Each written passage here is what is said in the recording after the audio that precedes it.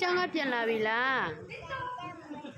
ကျောင်းပြန်လာပြီလား အားလုံးပဲမင်္ဂလာပါရှင်ဒီနေ့ဒီကကျောင်းကပြန်လာပြီးတော့ဘိုက်စာနေတဲ့ဇင်းသမီးလေးအတွက်သမီးလေးရမ်းချိုက်တဲ့ပါစတာလေးကိုလုပ်ကြည့်ဖြစ်ပါတယ်ရှင်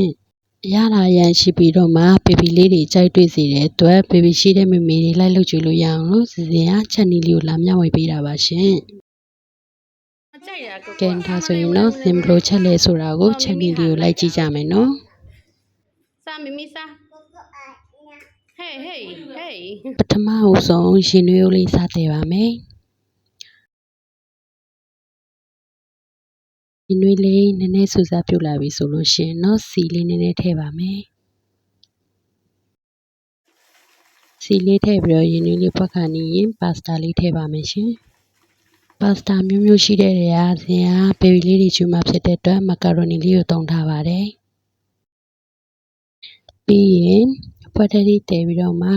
ပါစတာလေးရမရလာကြည့်ပေးပါမယ်ဒီအနေထားဆိုလို့ရှိရင်တော့ပါစတာလေးကချလို့ရပါပြီချပြီးရင်ရေစစ်ထားပြီးတော့မှပကံထဲကိုထည့်ထားပေးပါမယ်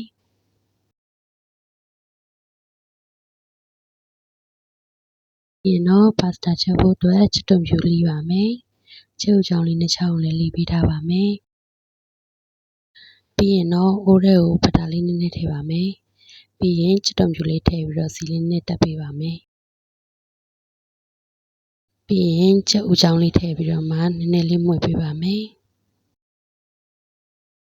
ချက်ဥချောင်းလေးနဲ့ထည့်ပြီးမှုတ်ပြီးတာနဲ့နွားနို့လေးထည့်ပေးပါမယ်ပြီးရင်ပါစတာလေးထည့်ပြီးတော့မှခဏလောက်မှုတ်ပေးပါမယ်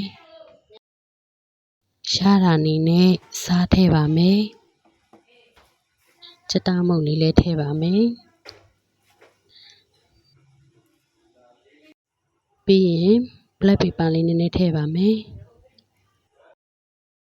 ပြီးရင်တော့ oregano မုန့်လေးထည့်ပြီးတော့မှခဏလောက်ထားပေးပါမယ်အရေးလေးနည်းနည်းချန်ပြီးတော့ဒီအနေထားလောက်ရောက်ပြီဆိုလို့ရှိရင် air fryer လေးထည့်ပြီးတော့မှပိတ်လုပ်ပါမယ် air fryer လေးထည့်ဖို့အတွက် silicone ပကံလေးတွေကိုပါစတာလေးတွေထည့်ပေးပါမယ်ပြီးရင်တော့ slice cheese လေးတစ်ပြားထည့်ပါမယ်ပြီးရင်ပေါ်ကနေ mozzarella cheese လေးနည်းနည်းထည့်ပေးပါမယ်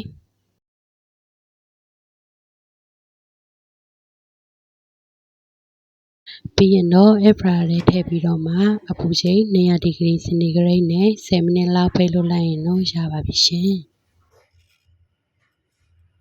ကဲခလုတ်လေးလည်းတက်လာပြီဆိုတော့ဇင်းရဲမုံလေးကိုလာကြည့်ရအောင်နော်အရန်ကိုစားကြင်စရာကောင်းတဲ့ပါစတာလေးရပါပြီရှင်